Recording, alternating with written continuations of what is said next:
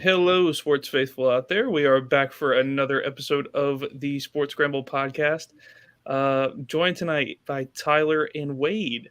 Chet's out for some business, so he cannot join us tonight. So we wish him safe travels doing that. But we're here. We're going to talk a little sports, and of course, we'll start off with the fantasy sports. I think, and a couple of our matchups. I know Wade and I are battling it out We this are week.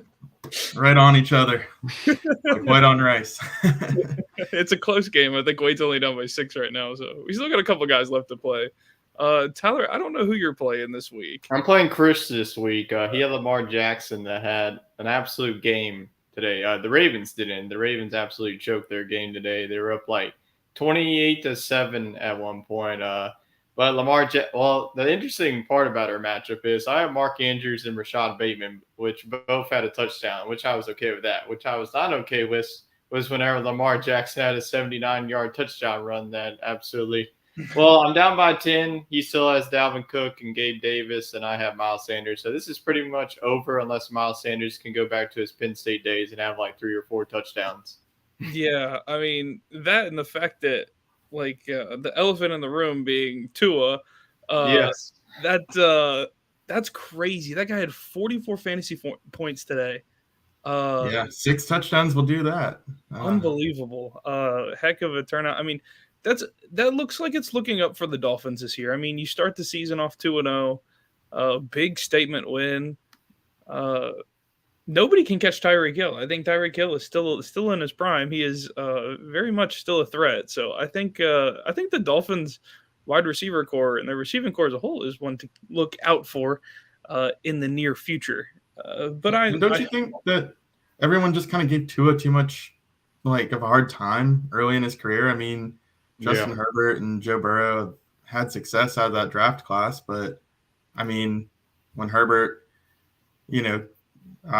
makes bad plays, and when Joe makes bad plays, they're still viewed as the quarterbacks of the future. I mean, Tua was better than those guys for the majority of his college career until Joe just absolutely took over the sport down the stretch. But I mean, Tua was a Heisman candidate back-to-back years, was the projected number 1 pick until Joe took over. So I just feel like Tua's still there. The talent's there.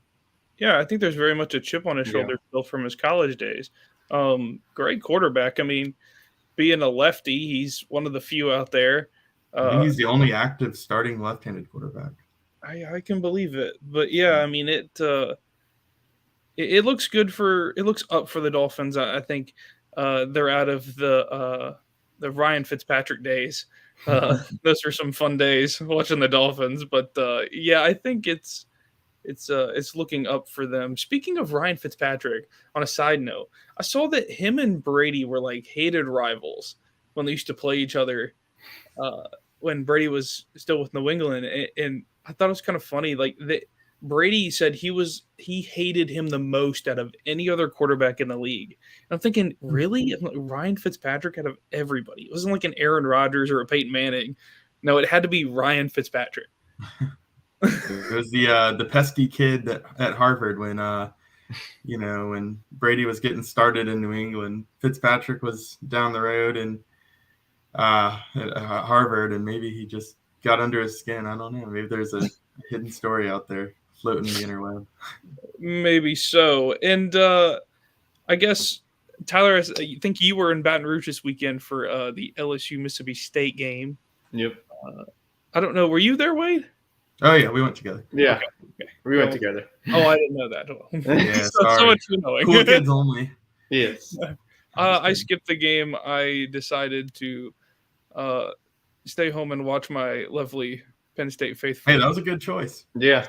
Yeah, so I'd much rather do that. Sorry, guys, but I will be joining soon. I'll be going to some games soon. Yeah, you got to come down to Baton Rouge. But, yeah, we had a fun time. It was a good game.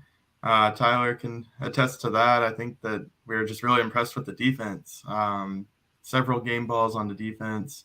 B.J. Ojolari had 2 sacks. I think Harold Perkins had 2 sacks. So that was my takeaway, Tyler.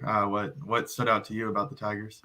Honestly, definitely the defense. I think holding that Mississippi State air raid attack to 254 yards of total offense and just over 200 yards pass. I think the defense really did a good job. I mean, obviously in the first half, they gave up 13 points and the offense wasn't able to do much outside of the last touchdown by Dre Jenkins. But man, I don't know what Brian Kelly said in the locker room, but all the adjustments, it worked in the second half. I just think that the momentum shifter was Austin Williams dropping that punt, and that ultimately changed their trajectory of that game. In the fourth quarter, you saw LSU get 21 straight unanswered points. I mean, Tiger Stadium was rocking. Death Valley at night is just no other. I mean, no other stadium comes close to that. I mean, Penn State is probably 1A, 1B to the Tiger Stadium, but those are the top two stadiums, and any other stadium doesn't really come close to that atmosphere. But definitely a big win for LSU, obviously with the struggle that they had against Florida State and the win last weekend against Southern. But so this is a really good win. Obviously, you're 1-0 in conference play now, and then you have New Mexico, and then you're right back in the conference play for the majority of the season. Do you think it was a case of Mississippi State, like everybody just sharing a giant-sized Butterfinger at halftime and them not being able to hold on to the ball? Because, I mean, they look like they had Vaseline on their hands. That was pretty bad. But do you think – my question to both of y'all is, do you think that it was the right move for Brian Kelly to give Jaden Daniels the game ball after the game? Yeah, I think you earned it. I mean, I probably would have gave it to one of the running backs. I think Armani Goodwin had a really good game. I think the 47-yard touchdown run really sealed the deal. But I think that Jaden Daniels, as much crap as he gets from LSU fans, I think he's a really solid quarterback. I mean, there are some times, where, he has some missed throws. I mean, his accuracy has been off throughout his 4 years of college. And then sometimes, he likes to run too much. But honestly, he got many first downs with his legs, and he got a touchdown as well, going up 17-16. But yeah, I think that the game ball, obviously they did too. One on the offense, the defense went to Matt House, the defensive coordinator. He definitely deserved it. I think they definitely had the right defensive scheme against the air raid, but I think you could have gave it to the whole running back core because they had 216 total yards rushing. That's really huge. And I think this offensive line deserves a game ball too. I don't think that Jaden Daniels ever got sacked in this game. So offensive line, if they can continue to do this, I mean, I could see 8 or 9 wins still on this schedule. Yeah, I think Daniels held his own. I mean, he stepped it up and made some big time runs on third down, and then had a beautiful throw on fourth down. Coming out of a timeout while LSU was driving. I think that was the go-ahead score. They didn't score on that play, but I think it was a big strike to Malik Neighbors. Got LSU inside the 10. I think that was kind of the turning point for the Tigers offense. So, yeah, he's doing pretty good. And, as that offensive line continues to develop, I think that we'll see him be able to spread the ball around a little bit more. But, yeah, that was a big win for LSU, and I think we figured out a lot about the SEC West, and that it really is kind of wide open. And, but speaking of the West, I mean, your Nittany Lions just dismantled the Auburn Tigers. That's one team that we know probably is going to be on the outside looking in from the West. They might be at the very bottom, but a very big statement win for Penn State. So we got to give you some time on that. Yeah, shifting to that one. Yeah, I mean, still an SEC. I mean, really, the SEC versus Big Ten matchup. We haven't seen it much. We really don't see it at all, unless it's in a playoff. The Outback Bowl. Yeah, or a bowl or a playoff environment. So, I mean, it's I think it's good. That's the first time that a Big Ten team has been to Jordan Hare before.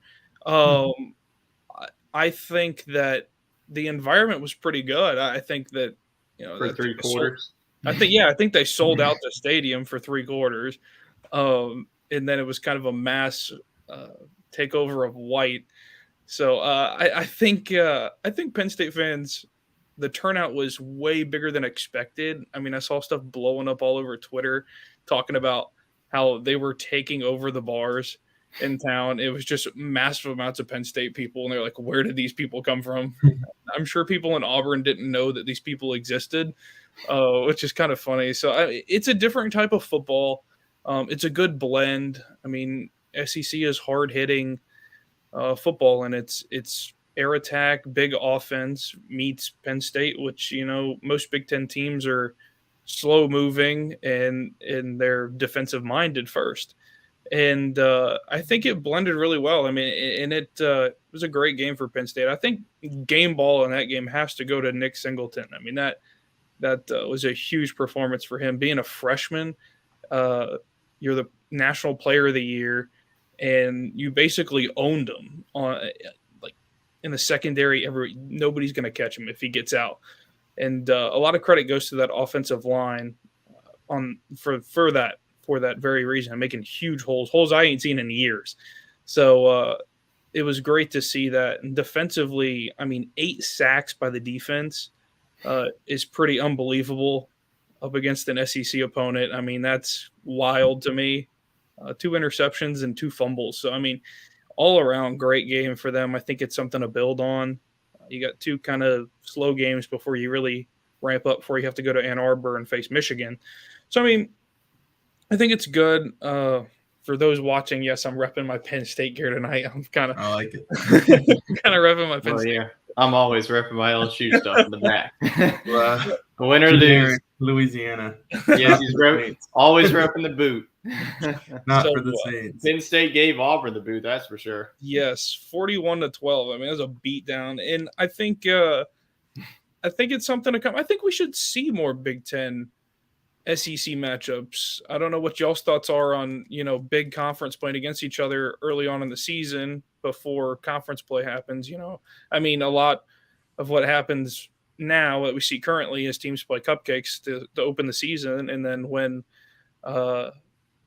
they're up against some big Power 5 team that might not be in their conference, and all of a sudden we go, wait, what's happening here? And they're struggling.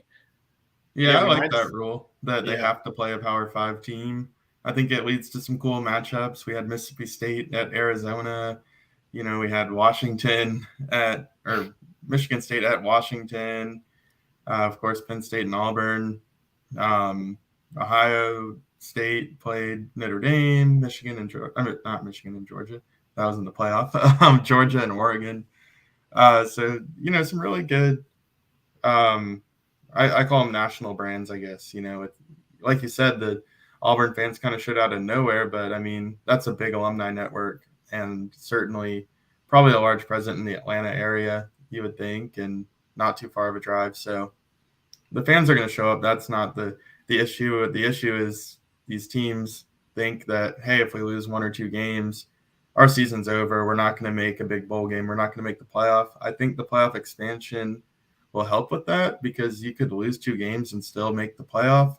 But I also think that there's going to be more on the line and more teams are going to have a chance at making the playoffs. So teams might not want to schedule teams that can come in and physically beat them up. I mean, playing Penn State is not the break that playing UAB or Troy or something, one of your in-state schools. I mean, before you gear up to play Tennessee and Georgia and Alabama later in the year. So adding someone like that to the mix, it's a risk. But I think overall it's really good for the sport. So I hope that continues. I hope we see more of it, honestly. Mm-hmm. Yeah, I know you brought up Big Ten schools playing the SEC. If USC and UCLA make the move by 2024, LSU actually plays both of them in a year. So LSU might face 2 Big Ten teams in back-to-back. Very non-traditional Big Ten. Yeah. Yeah, and I think the real problem, you see, let's backpedal a week. I mean, let's go back and look how Alabama started the season against Utah State, and they have to travel to Texas, a Power 5 school that's on the come up, that at least we think, and it looks like they weren't ready for it. I mean, they really didn't show up until the fourth quarter, and then again they still struggled. So I mean, it says a lot. I think it's going to come down to conference play at the end of the day, and that's if the playoff changing over and doing whatever it's going to do uh, in the next couple of years, 2 or 4 years, I mean, I think you're okay. If Auburn was to schedule Penn State like they are now, Auburn loses. I think if Auburn ends up, winning majority of the rest of their games and they lose one, then I think they're still within that area where they can be a two-loss or a three-loss team, excuse me, and still make it to the playoff. They might be ranked really low, but I think that's ultimately possible for some teams in order to do that. And I think you're going to see that with teams like in the ACC and in the Big 12, first and foremost. But yeah, I mean, it was a great week, fantastic week for college football. Um, as far as the games that were a little odd for week 3, what was we'll go through, I guess, the upsets. So I know Wade, you picked a big upset, Yeah, and it I came got the true. Jayhawks. The Jayhawks beat Houston on the road by 14 points. So Kansas is undefeated, and they're playing Duke this weekend. I think Duke either has one loss or they might be undefeated. We're used to seeing that kind of matchup on the hardwood between those two schools being powerhouse at basketball. Kansas just won the national championship. So, but yeah, on the gridiron on the football field, no, we're not used to that at all. And I think that'd be a fun college game day atmosphere if they were to do it. But something tells me they might head to Clemson or potentially They're heading to Knoxville. Yeah, so they announced it. Yeah. Going to Knoxville. All right. Well, Tennessee is deserving for sure, but Florida, coming off a near loss, this is the upset segment. They almost got upset. So I think Tennessee, they'll have the energy there, but I don't think the game will be quite as good as maybe that Kansas one could be. Yeah, and I think mentioning, talking about Clemson there, I think, Louisiana Tech stuck with Clemson for 3 quarters, which there was are a lot of close games like that. Pretty impressive. And yeah, I mean, that's crazy to think about that. Another close game out west. South Alabama, Sunbelt school, Yeah, going I was about to say. UCLA and leading all the way up to the last second. UCLA kicks a game-winning field goal. I mean, I think it says a lot about. I think it says more about South Alabama than it does UCLA. Absolutely. Yeah, that looks like a solid team. Sure. I mean, playing a Power 5 school in that environment, I don't care who it is in the Pac-12. It's tough. I mean, they're getting way more recruiting and better recruits than you are, of course. And they held their own, for a while, and credit to them. And I think it says a lot about how UCLA is. I mean, you struggled against a group of 5 school in your own stadium, in your own environment. So, I mean, it says a lot. So I think as we've mentioned, the Sunbelt Funbelt, I think, is on the rise. So I think it's rewarding for them. And of course, speaking of the Sunbelt Funbelt, we can talk about that wild game in Boone, North Carolina, where College Game Day was.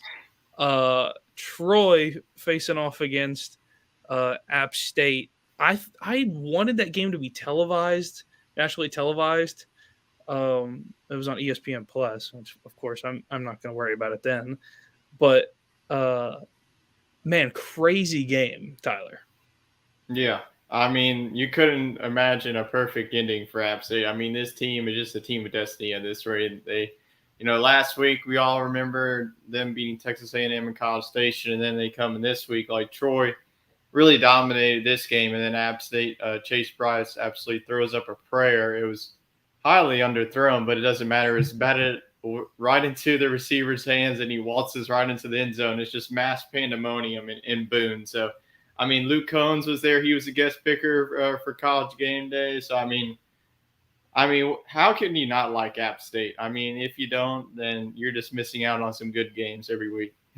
Yeah, I thought it was pretty crazy watching Game Day, and they had so many people there, and I'm thinking that's got to be the entire town of Boone right there. And said, students and just citizens included. and they're crazy about their App State football, and they have people climbing in the trees and stuff. I was like, man, these Yeah, they people. were camping out like overnight for game day. I mean, they are a very passionate fan base up there. I know they're wild, and I think it's well, Wade, they're up there towards your neck of the woods, sort Yeah, of. So I've been up there for a game. It's cool. It's a cool environment. it looks When I went, it was pouring rain, and it was on the front end of a hurricane. And the bands were kind of pushing up into the mountains. So, Boone's nowhere near the coast, but they kind of got the storm part of it. And yeah, it was Appalachian State against Wyoming. I was telling Tyler about this game. I thought I saw Josh Allen play in person, but it wasn't that cool. I didn't get to. So whoever the random Wyoming quarterback was, I don't know. But yeah, it was a cool environment. And, that team kind of represents a region. It's in the name, Appalachian State. They're not called Western North Carolina State or anything. Like, they do represent Southern Virginia, Northern North Carolina, and even Eastern Tennessee to some regard. So they have a big following, and they've done a really good job transitioning up the ranks into FBS football. I mean, they were an FCS team the last time they pulled off a big upset against Michigan. So to not only transition up to the FBS level, they're consistently playing for Sun Belt titles and really representing the school well. Yeah, I mean, a team that's consistently been on the edge of the top 25 every year for the last 5 or 6 years. So I mean, it's been pretty impressive to see what they've done. And speaking of rankings, I guess we can run through our not so early CFB rankings as far we're as a quarter of the way there. Yeah. Our early update it. Yeah, our early playoff rankings. Tyler, I'll let you lead it off. I know that you've probably spent a lot more time on this than Wade and I have. We're freestyling. Yeah, I mean, my top four hasn't changed. I know in week one I had Utah making it to the college football playoff in the end. So I'm just going to substitute them with USC. I think that it's going to be Georgia, Alabama, Ohio State, and USC is my top four. I think that Georgia, I mean, they're going to be a very hard team to beat. I might have to change them to be the SEC champions and Alabama be that team with the one loss. So we'll see. But Georgia's looking unstoppable. They just put a whooping on South Carolina and Columbia, and then Alabama. Obviously had that close game with Texas, and then now they face Vanderbilt this upcoming weekend to start SEC play. And then Ohio State's really been looking good. I mean, that Notre Dame game, can't really buy into that much. So we'll have to see how Ohio State looks against the top of the Big Ten competition, especially that Penn State game. I want to see how they do on the road in a hostile environment. And then I think that USC is the best team in the Pac-12. I think that it's going to – I still think it comes down to Utah and USC so far. Maybe Oregon slides in there with how they looked against BYU this weekend. But that's going to be my top four going into week 4. I'll stick with my original 4. Everybody's still alive, but I will rearrange the numbering. Actually, that's not true. I had Alabama over Georgia, so I'm going to make one substitution and put Georgia at number 1. To me, they look like they're the top talent in the SEC. I think that if they win the SEC championship over Alabama, I don't think the committee's going to throw Alabama in there just for another rematch. So I'm going to go with Ohio State grabbing the 2 spot, and then I'm actually going to put Michigan at the 3 spot because Michigan and Ohio State will play at the end of the season, but then the winner will have to play for the Big Ten championship against a Western team. So I think that because they're on the same side, one of them can sneak in without winning the championship. And then I'm going to put Clemson in at number 4. They don't look great. As Jacob alluded to, they barely held on against Louisiana Tech, but ultimately I think they'll be an undefeated conference champ. Probably will have a slightly tougher schedule, strength of schedule than Southern Cal, and I could still see Utah knocking off Southern Cal at some point. They might have to play twice. So I like Clemson's path a little bit more. Yeah, I think it's a battle of the paths. And for me, I think I have Georgia at 1. I think that's unanimous for all of us. That's pretty easy to pick there. They look unstoppable. As far as number 2 goes, I think by the end of the season, I would have to put USC at 2. I All think right, their I like it. Bold. Bold. I think their schedule pans out better than some others. In the way that some of these other teams have played and who they've played, hinting at Alabama. I think if Alabama doesn't figure it out offensively, this is not the same Alabama offense that we're used to. Uh, and I think that they can be beat. If that is the case, I don't think they make it as a 2 loss. I mean, if they get beat by somebody, there's still very good odds that they make it to the SEC championship game. Well, who's to say that Georgia doesn't stomp them in the Oh SEC yeah, they're championship? out at that point. Then you're a 2 loss team at that point. You're not there anymore. That's kind of where I'm thinking at. As far as number 3 goes, I mean, really, you're thinking about a Big Ten team here at that point. And for me, of course, I'm going to play a little bias because I like the way looking at all 3 schedules because nobody in the Big Ten West is going to come out and take that spot. No, There's nobody that's going to compete for No that. chance. not at all. No, you have 3 teams in the Big Ten East that are going to compete for it. As far as those 3 schedules go, the people I have the most confidence in would be Penn State, and that's just the way it's kind of structured. I mean, looking at the schedule, Ohio State has to play Wisconsin this upcoming weekend. They play Rutgers, and then they got to go Michigan State, Penn State, and I believe one other, and I can't remember who it is now. But they have a very tough in Iowa. Sorry, there, Iowa. So you go Michigan State, Penn State, Iowa. Yeah. So I mean, it could be interesting for them. And as far as Michigan goes, they haven't played anybody, so I can't put them. Yeah, they played Yeah. Hawaii and UConn, 2 of the Yeah, worst teams. So, and as far as 4 goes, I have to agree with you, Wade. I think Clemson's probably my team to fill out the top 4. That way, look, we have a spread. So I've got 3 of the. Come on, I'd rather see Michigan or Ohio State in there. Well, there's You might not. You might not. Yeah. See, you said Ohio State 2 and Michigan 3? Yeah. But I mean, I could see Interesting. Penn State assuming the spot of Michigan. I just, just kind of going off where the rankings are right now. But Yeah. I think that the Big Ten East is stronger than the SEC West this year, and we've seen that kind of scenario in the West where the runner-up with 1 regular season loss, sneaks into the playoffs. So whoever's that number 2 team in the East, I feel pretty confident has a chance to make it as long as there's not multiple undefeated conference champions. If USC is undefeated, then you're right. Each conference will probably just get the 1 team. Yeah, because I mean, once you get to that scenario, I mean, ultimately, what would have to happen if there were a case where you had 3 1-loss teams and an undefeated team, us expecting Georgia goes undefeated this year. What would have to happen is Ohio State and Michigan would play this year. Whoever wins that game would ultimately end up, losing in the Big Ten championship. I mean, They would have to trade off. Losing in the Big Ten championship. That should be automatic. Big Ten West winner. Come on. That's not going to happen.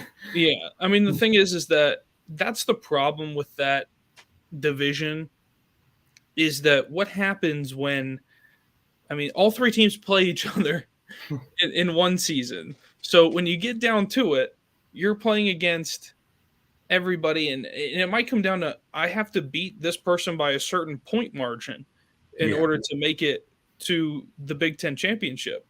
And then again, you have to turn around and play a Big Ten West team, which is inferior to the 2 opponents that you've already played. And it's kind of odd. I mean, you really have to hope that you win both games. I mean, that's best case scenario is you beating both Michigan and Ohio State, or you hope and pray that they both duke it out and both beat up on each other. That's really your only hope at that point. So, it's tough, and I think it presents a new challenge when USC and UCLA come in, and we'll have plenty of time to talk about that. The New West. I know we will have plenty of time to talk about that. But our first segment there was brought to you by Buffalo Bayou Brewing Company. I'm sorry, it's a lot of B's. So The BBBC. yeah, BBB. See, so it's they're doing a great work out there in Houston, and I know Chet has gone out there and seen those guys. And if you guys want to find out more about them, you can go to www.buffbrew.com. Go check them out. They are right there on the outside of the skyline of Houston. A great time, and I'm sure we will be out there soon enough. But moving on, I think next on the agenda is Tyler's Fantasy Corner once again. So, Tyler, who's your standouts? Your 3 standouts for this week, and your 3, I guess, fall offs of the week. So 3 standouts obviously is going to be the 2 40-point scores this week, and Tua Tagovailoa, because like Wade said, I think a lot of people doubt him coming out of college, of his injuries, of injury prone, but I knew that Tua was going to be good in the NFL. We saw what he did with the receivers that Alabama had, especially with Devontae Smith, and then Henry Ruggs and all that. But I just think that, like I said, this was a Dolphins team that was down 20-7, and he was able to rally the troops. I mean, 2 touchdowns to Tyreek Hill.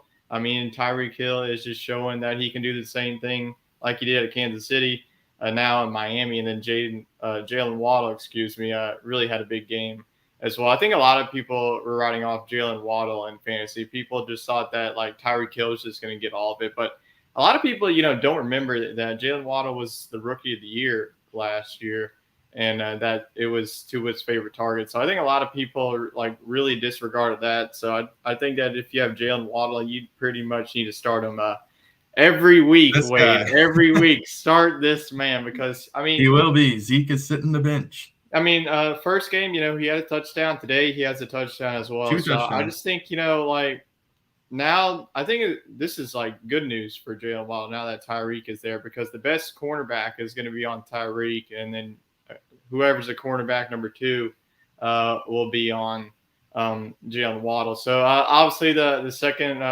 standout player of the day was Lamar Jackson, RB1 of what Chris calls him, and he played like RB1 today. He had a 79-yard touchdown run, and then he also added 3 touchdowns, 1 to Andrews and then 1 to Bateman. And then, that is my next standout. Let me go down the list here. I wasn't really prepared for this. Yeah, I caught you off guard on that one, didn't I? Well, I didn't. What is there really to talk about in fantasy anymore? Just some waiver wire picks, but I do that every Monday. But really, the 2 fallouts so far this weekend, or the past 2 weeks, has got to be Travis Etienne. This was a guy that I had coming into the season. All I heard was this guy is going to be the featured running back, and that, James Robinson's Achilles that he suffered in December, he wasn't going to be healthy until December. Well, the man, had he's Iron Man. I love James Robinson now. He has a 31-yard. I commend the guy. Yeah, he has a 31-yard touchdown drive today with the Jaguars, winning in a shutout today against the Indianapolis Colts, which is a team that I'm sure that we'll talk about here in a minute. But they can be your next team. They can be your downgrade as a unit. Yeah. All those points to Jacksonville and Houston. Oh my gosh. And then my next standout for me has got to be the man Cooper Kupp himself. He just continues to be him. He had 2 touchdowns today, over 100 yards receiving. So he continues to be Matt Stafford's favorite target. They do have Allen Robinson. I did see him get a touchdown, so that's good for him. I know that a lot of people are trying to drop him week 1, but I mean, if you drafted him in round 4, you definitely gotta keep him for the next couple of weeks.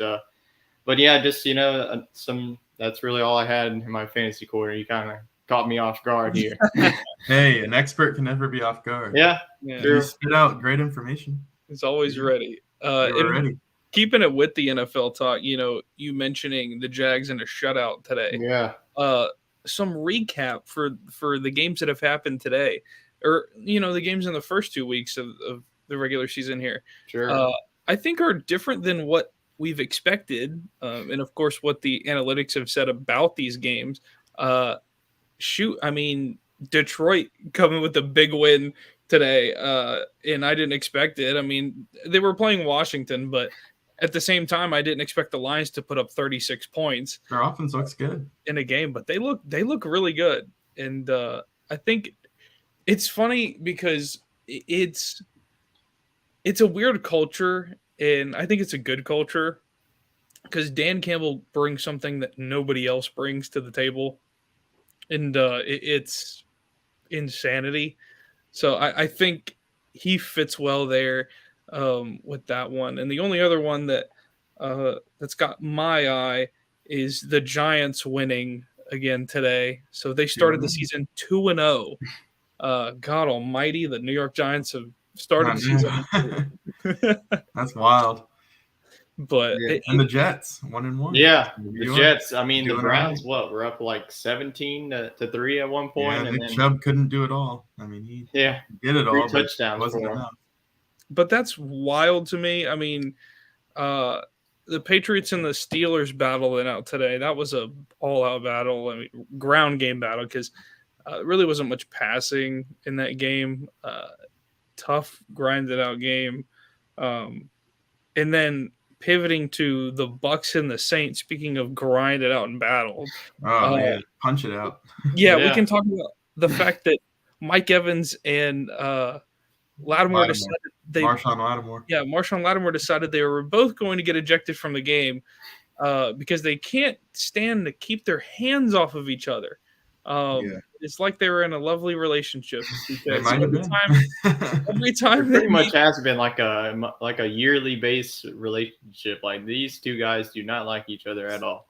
You have to think the refs talked to them before the games or talked to their coaches and said, like, there's a zero tolerance thing here because, I mean, honestly, what Lattimore did probably didn't warrant an ejection, but, I mean, as soon as he taunted him, you knew that Evans was going to come off the bench and start slinging. So I think that they knew that he was taunting him or whatever. And So speaking of that, Chet said that it's BS that Lattimore got ejected. Yeah, should have been Evans and Fournette. Chet, I don't agree with you because Fournette's on my fantasy team and I can't have that happen to me. But I mean, I have to agree with Mike Evans. He deserved to be ejected. And he Evans was on came my off the fantasy team. sideline for sure. I mean, yeah. I mean, just going back to the game, like, yeah. I mean, Saints fans, can blame it on like the 2 costly penalties, but in the end, Jameis Winston and like 5 turnovers in the second half cost you the game. I mean, the defense did all that they could, to stay in the game. That was like really the only reason why the Saints were in that game, because the offense continues to struggle. You have the weapons, but Jameis Winston, man, just the miscues he had today was just very, very bad. This is a game that the Saints probably should have won. Maybe if they went with another quarterback, maybe like Andy Dalton, honestly. But yeah. So this is a rough loss for the Saints, but they'll have Carolina next week to try and bounce back. yeah, I think the largest thing, it's one of those cases where Jameis, it was almost like Jameis threw the pick and he didn't care. Like, it was like the He was facial, like, "Oh wait, I'm actually on the Saints, not the Bucks anymore." right? And it was weird. I was like, you say Andy Dalton, and I'm sitting there watching this game, and I said, you have a veteran quarterback on your bench sitting there. I said, he balled why out not? in the preseason. Yeah, why not mix it up? I mean, why not mix it up? Because I guarantee you that the Bucks didn't game plan for Andy Dalton to come in the game, No.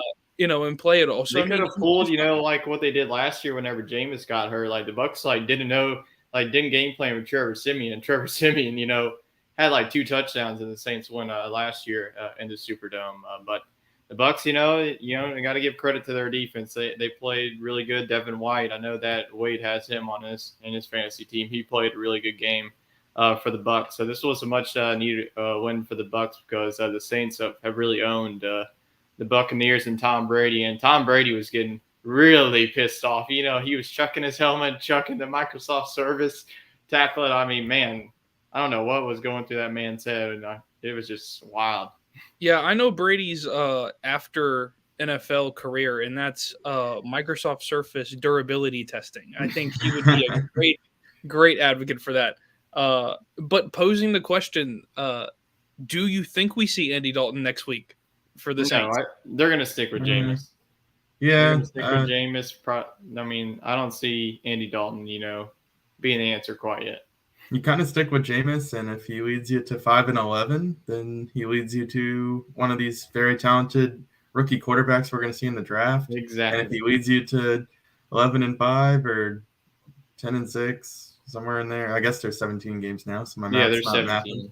mathing. But somewhere in that ballpark, maybe he gets you in the playoffs, and you just kind of stick with him until something better comes along. But I have a hard time believing anybody's going to take over Tampa Bay in this division this year. I mean, I don't think Tampa Bay's up there with some of the AFC teams that we're seeing. I think the NFC's inferior to the AFC overall, but I do think that Tom Brady is still the best quarterback in that division, and ultimately will push the Buccaneers to the top. Oh yeah, by far. I mean, the other quarterbacks you have is Baker Mayfield. You have Marcus Mariota. Marcus Mariota, has shown some really strides with Atlanta's offense. I know the Rams were really controlling that game, but they came back and ultimately lost the game by 4 points. But yeah, like Wade said, I think that we all pick the Buccaneers whenever we were previewing each division. So this really shouldn't be a shock that the Buccaneers won today in New Orleans. Well, I think that New Orleans will be fine if they can win on the road against Carolina. Now, Carolina absolutely blew the doors off of the Saints last year in Carolina, and then you got to go to London, and then you host the Seahawks and the Bengals. So I think if they can win the next 2 games, then they'll be just fine. Yeah, I think looking forward, I think it pans out that they could settle in a little more now. Playing Tampa Bay early in the season like this is a tough test, and I think it prepares them. I mean, they're going to have to do it again. So I mean, Yeah. you might as well start early and figure it out. But yeah, I think we could see Andy Dalton late in the season if something does come to pass with Jameis. I'm sorry, and it could be interesting to see what the Saints do late in the season if they're sitting around 500 ball. I think that poses another quarterback question ultimately with the San Francisco 49ers having Trey Lance go down today and having his foot do the 45 degree, which is unfortunate for that organization and for his young career. I think do you think it was made to be that Jimmy Garoppolo is back in the starting role after all of the shenanigans that we dealt with off season about Jimmy G moving somewhere else? And here we go. He's right back where he started. Yeah, it's definitely crazy how things can shape out. But I did see a report that Trey Lance is out for the season, so it's going to be Jimmy G for the rest of the season. I think it's actually good. I hate to say it, but it's better for the 49ers. I just don't really believe in Trey Lance. I know that he was a good quarterback at North Dakota State, but I just don't think that he has the tools to be an NFL quarterback. I know that 49ers think that he's just, it's like the second coming of Jesus Christ himself. But I think that Jimmy Garoppolo, all of a sudden, the 49ers defense that they have, they got a really big win today against the Seattle Seahawks, which was the same team that beat Denver at home. So I think, the Rams obviously didn't look good against the Bills, but I think that all the teams who face the Bills aren't going to look good. But I just think, that the 49ers, Jimmy Garoppolo's experience, and shoot, I might have to go scoop up Jimmy G now that Trey Lance, I'm going to need a new backup quarterback. So, but I think that honestly, the 49ers are better off with Jimmy Garoppolo anyways. Yeah. Yeah, I think that all of a sudden that division pretty much looks like a walk away for the Rams. I mean, the 49ers have some talent, but I didn't really like their offseason strategy. I think that they thought Trey Lance could be the guy who brought some athleticism to their quarterback position, maybe put them over the top into Super Bowl conversation. But, they never moved on from Jimmy Garoppolo, which on paper that looks really good now, but he didn't show up to voluntary workouts, and he didn't study the playbook as hard as he usually would because he figured he'd be learning another playbook. So I don't know if we're going to, obviously the experience is there and he knows a lot of the plays, but I don't know if this is going to turn out as good as people think. I think that the Rams probably win this division by like 4 games. I mean, I don't think it's going to be close. Yeah, Yeah, especially the way the Cardinals look today too. And the Cardinals just kind of look mediocre. I mean, they might the team that gets second in this division might sneak in as the second wild card, but Yeah. yeah, I just think that I don't know if the 49ers are there. yeah. And staying out west, Chiefs and Chargers we saw on Thursday night. Um, Justin Herbert battled it out as much as he could, but ultimately he is hurt with a fractured rib cartilage injury. I don't expect him to be out for next week. I expect him to probably end up playing through that. But what does it say more about the Chiefs? I mean, we talked about how Tyreek Hill is gone, and they still ended up squeaking out a win at home in a tough game. I mean, that was a battle game, and it says a lot, I think, about Mahomes and what he's able to do with some guys that he's not familiar with. New guys, I think, bringing in. And I don't know what your guys' thoughts are on what the Chiefs can do going forward, and where my bet stands. Is it crazy to think that this Chiefs team might be better off with Tyreek Hill? I mean, Tyreek Hill definitely made Patrick Mahomes look like a throw god at sometimes. It doesn't look like Patrick Mahomes is skipping a beat though without He's him. still really talented, but I mean, I don't think anybody gets worse without Tyreek Hill. But I think that they're still a very deep football team, and I think that defense is better than people gave them credit for. Their defense has shown a lot of improvement. I mean, they lost, Tyrann Mathieu, and they still, have the key pieces on the defensive front, like Chris Jones. You still have him there. Secondary, has really done a good job. I mean, they held Arizona team that, looked sluggish. I mean, most of their points came in garbage time. Arizona and Kyler Murray put up 2 touchdowns. I mean, this was like a 44-7 game at pretty much in the fourth quarter. And then going to the Chargers game, that's a high-powered offense, that can put up 30 points a game, and you hold them to 24 points. So I'm very impressed with this Chiefs team. I mean, I think that obviously I picked against them. I had the Chargers going all the way. I still think that happens, but I don't know, man. Chiefs and Patrick Mahomes and Andy Reid, this feels like another Super Bowl run up and coming for them, because it looks like the Bengals are down. They're 0-2. And then AFC South, who the heck knows going to win that division? That's going to be a slugfest. The Jaguars. The Jaguars are probably like the best team in that division so far. And then you look at the East, it's probably going to be the Dolphins or the Bills. Probably the Bills. What am I talking about? I don't think that the Dolphins are going to beat the Bills, but you never know. But I just think that this is looking like a Chiefs-Bills again in the AFC Championship. I think it's very well could happen. Yeah, absolutely. But yeah, I think Jacksonville's on the rise. I think a lot sooner than we all thought. Yeah, starting how they started. So I think things are up for them. The Texans, in that division, I mean, they're going to probably be towards the bottom of the division still. But it speaks a lot to what these teams are growing with and the talent that's coming out of the draft. I mean, you're seeing guys come in faster than they're leaving the league. So, I mean, it means something that these younger guys are taking over, mainly on the offensive side, I think, this year and the last couple of years, with Jamar Chase and Justin Jefferson and guys like that. I mean, young guys that have taken the league by storm. So I think it speaks a lot to that. But yeah, I mean, moving on from that, we'll get, I guess, NASCAR Neil. I guess Wade. Yes, I do have the NASCAR Neil update. Yeah. All right, NASCAR Neil.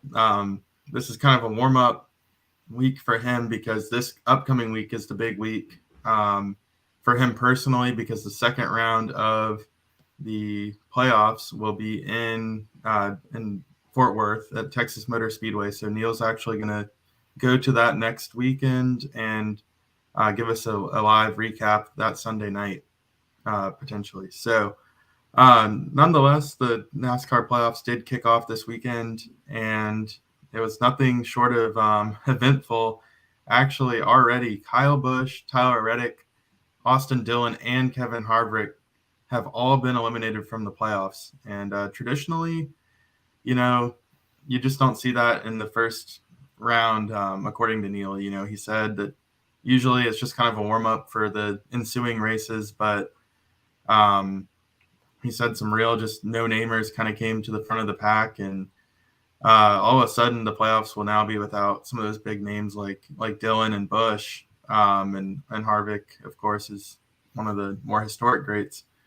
So with that, Kyle Busch has a little bit of time on his hands, and to get ready for his new move, he is going to Richard Childress Racing next season, and he's still going to race on the Truck Series, also changing teams and make and model to Chevrolet. So Kyle Busch, his season ends prematurely, and he gets some new deals, new teams. And so, yeah, we're excited for the second race of the playoffs, rather, getting that live report from Neil and see what his sounds and sights were from the Texas Motor Speedway. Absolutely. All right.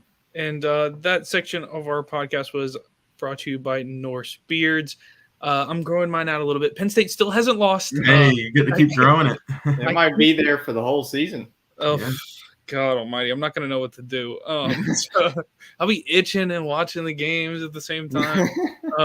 But yeah, it'll be interesting to see what happens going forward. But but it is brought to you by Norse Beards if you guys want to check it out. I'm sure we will see the growth of Chet's beard next week when you guys see him and see how it's working out for him. But if you guys want to go pick up some of their products for your growing beard, thank you, Chet. Yes, it's getting there. It's getting there slowly.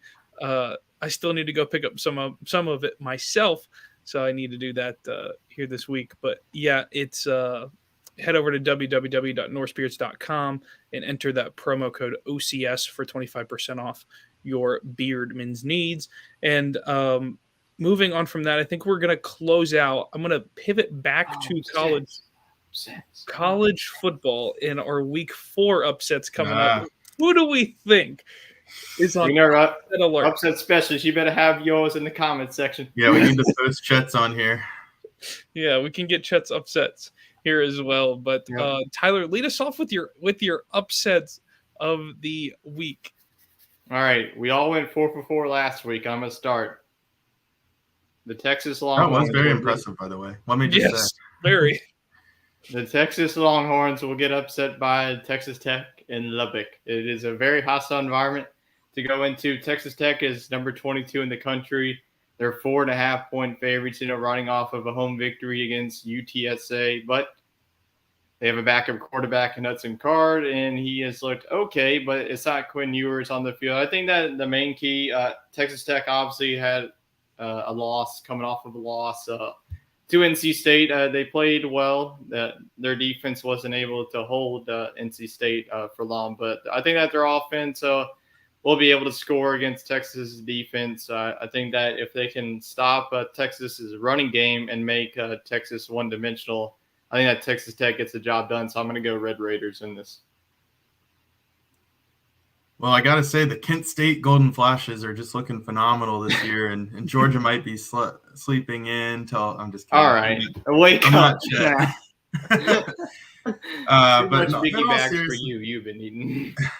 In all seriousness, one game that does jump out to me, Southern Cal is going all the way up to Corvallis, Oregon for the late night Pac-12 game. So that could be interesting. Oregon State is 3-0, but I'm not ready to pull the trigger on that one. I am going to pull the trigger on Wake Forest defeating Clemson at home at 11 a.m. I stole Jacob's. So for show value, you know what?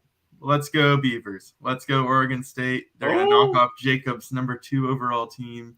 So you can have the talk about Clemson. Yep, and I'm gonna go with Clemson on the road, going to the Demon Deacons. Gonna be a crazy game. It's probably the biggest game in the ACC of the year, I think. Clemson traveling to here, having trouble last week with Louisiana Tech for 3 quarters, and then they ultimately Louisiana Tech ultimately tapped out. So, but no, I mean Clemson is the 7, I believe, on the road for that one. That is an 11 o'clock, noon kickoff basically. So it will be interesting to see, but I think I think Wake is better than teams expect. People expected. And I think ultimately it could happen, and that would really, I think, throw everybody's CFB rankings for a Not loop. Yeah, mine. I don't even if have these ones Clemson hit, in. there is a huge shakeup if Southern Cal and Clemson lose. We're Yeah, gonna have a long talk next week about what's gonna happen with our yeah. rankings. We might need a new playoff for if both of those teams Jeez. lose. Yes. And Chet's gonna roll with North Carolina over Notre Dame. He said not much of an upset, but A&M finds a way to get it done against Arkansas at home. Well, sorry to tell you, Chet, that game's actually in Jerry World in Arlington. That's not a home game for A&M. That's more of a Which is home game for Arkansas's Arkansas second home. because Jerry Jones is a former Razorback himself, so all the money will be towards the Razorback allotment. But yeah, I think North Carolina can win that game. Yeah, that's an easy pick. I think that North Carolina at home, I think that's going to be too much for Notre Dame's defense to handle. I mean, Drake May, I think that's one of the most underrated quarterbacks. All the talk, has been on Stetson Bennett, C.J. Stroud, but I think that Drake May, could be a dark horse sleeper Heisman candidate. I mean, sprinkle a little money, like Chet says, on him. They got to start winning some football games. Yeah, I think they could. I mean, Jacob, has been right on his ACC pick, so who knows? North Carolina might be able to run the table. Pittsburgh, if Keaton Slovis doesn't return healthy, and you have Wake Forest and Clemson battling out on the other side, along with NC State, because NC State has yet to lose a game.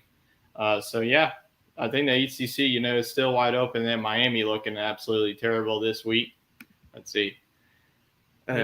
It said, well. So I like how the first couple of weeks Chet bets against A&M. Now he's going to put all his money on. He's a homer now. A&M since they beat his beloved Miami Hurricanes. He got his upset. Now he wants new blood.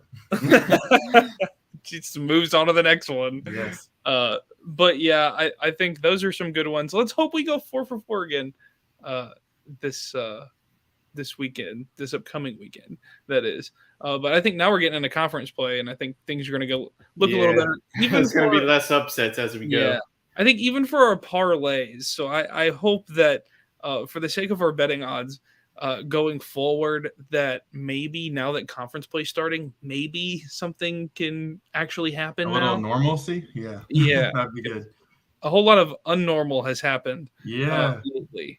We should have parlayed this 4 upsets. And we would have made some money over the weekend. That's a good idea. We should have took all the money line, and then we would have won a lot of money. See, Chet, if you want to throw $40 in, and then us 3 will throw the 5 in, then we can do that. I mean, that's potential. I mean, that's got potential to work. So, as long as we're splitting it evenly, though, at the end of the day, when you put your $40 in. But no, so yeah, I think that we'll close out with our last sponsor, and that is Righteous Felon Jerky. Chet, don't tell me you're snacking on the jerky right now, because you probably are. But if you guys want to head over to www.righteousfelon.com and pick up your jerky over there, great stuff from what I've heard. And it's not like your potato chips where you stick them in the where you open the bag and they're halfway down to the bottom is the first chip. No, they do fill it majority of the way from what I've seen. Chet said that doesn't sound even to me talking about the parlays. Yeah, we'll have to talk about that, Chet. So you know what I like? You know how every week that Chet says, "Hey, has anyone played golf?" Well, the one week that he actually plays golf in the golf tournament, he's not even here. Yes, must not have been too good. No, yeah, he texted me that he played real well. Like crap if he doesn't even want to show himself on the Sunday night show here on the Sports Scramble. Actually, more like the week that he puts up 100 points in our super mega loaded fantasy league, where you should score 150 every week. Yeah.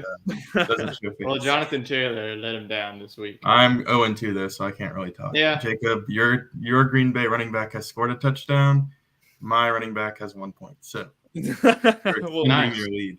Maybe it'll work out. But no. But Waddle is staying in the lineup. He is moving in and not moving out. So, new team from here forward. Chet said his golf went very well. So that's good to hear. He's on the up and up. Figuring the swing out, Chet. He's figuring the swing out. But no, if you guys do want to check out that jerky once again, you guys can head over to www.righteousfelon.com, use promo code OCSN, and get 15% off your purchase there. Go check them out. They've got a ton of cool flavors and neat things for you guys to try out. Closing, anything else, guys? I think we got it. Things that's happened. I think the only thing that was crazy for me was watching the Penn State game. I think last thing was watching the Penn State game. And you know how, I got to rag on you guys for this one because, the good old SEC. Well, you see, Penn State fans decided to make their way down to the wall towards the end of the game and do their little SEC. So hey, that was well deserved. It was it was well deserved. I mean, if you beat a team like that, like 41-12, he deserved to start up that chant. Even though he's probably going to be one of the more bottom teams in the SEC this year. Yeah, they look like they're going to struggle. I mean, they're probably going to be dead last in the SEC West, probably. Yeah, I might put my money for them not to have more than 4 wins this year. So. But yeah, so we'll see what happens. Princeton new Vandy. I can agree. Is Vandy the new Auburn then, Chet? I don't know. They kind of struggled against Northern Illinois. They still pulled out the win, and they had to go to Alabama. So let's answer that from a week from now after that Bama game. Oh my God! See if we don't get blown out like they always do, by 65. Could you imagine if Vandy wins? No, I can't. If Vandy wins. That would be major upset. That would be the most historic upset in the world. That would top App State over Michigan by a heartbeat. Yeah. Jesus. I think, Tyler, if Vandy wins, that you got to. Then we're just going to have a whole hour on SEC talk. Shaved head. If SEC. The chaos creator himself. Yeah. Yes. Yeah. But closing, guys, thank you for joining. We're just over the hour mark, so we'll close out. And we will see you guys again for next Sunday night. Go check us out on all of our social media platforms. You can find us at Sports Scramble on Facebook and Twitter. Shoot us some questions over there, and we will try to answer them to the best of our ability and get them on the show. And, of course, tomorrow at 3, you can see Tyler and I's College Football Coast to Coast show. We will recap last week and look forward to the upcoming week.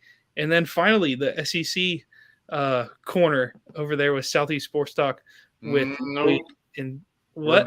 We're back to SEC talk. We're back to SEC talk. So we're back to the original SEC talk. I didn't like the rebrand so much. Copyrights aside. We got a lot of fans that DM me personally that did not like the rebrand. So we're back. So they're back to SEC talk. If you guys want to go check Wade and Tyler out on that doesn't stand for Southeastern Conference talk. That's just using 3 letters that we happen to like. 3 letters in the alphabet. It's like ABC at SEC. I hit the random letter generator 482 times, and it was random. And it came out to SEC finally. Yeah. But you guys can check them out on Tuesdays on Facebook at 8:00. Those guys put on a really good show, and we will see you guys again. Super exciting college. Yes. Yeah. Correct. We will see you guys again next Sunday night. Thanks, guys, for joining me, and we'll see you then.